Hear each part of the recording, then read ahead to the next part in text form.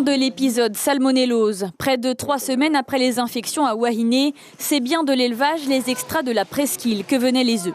Selon les analyses, un bâtiment sur les 8 bâtiments de l'élevage est indemne du germe et pourra reprendre la vente.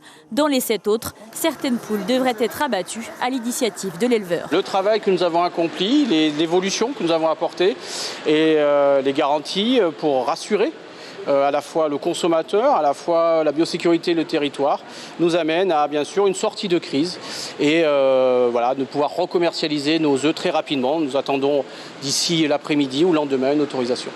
L'élevage était déjà sous surveillance renforcée suite à des alertes antérieures. Lorsque les infections surviennent le 9 juin à Wahiné, des prélèvements de routine sont déjà en cours d'analyse depuis plusieurs jours.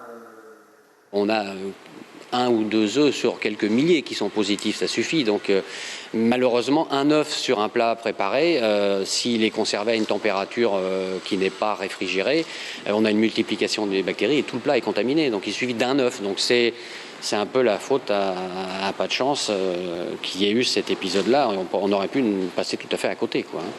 L'éleveur pourra vendre des œufs frais importés ou bien en provenance de ces bâtiments porteurs du germe, de la coule d'œufs, c'est-à-dire des ovoproduits conditionnés en bidon. Pour la production d'ovoproduits, il y a donc un process de pasteurisation de la coule d'œuf.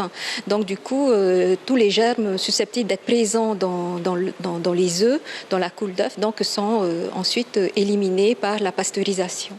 En Polynésie, 3 élevages de poules pondeuses sur 5 font l'objet d'une vigilance renforcée des autorités sanitaires pour salmonellose. Il est donc recommandé de consommer ces œufs bien cuits.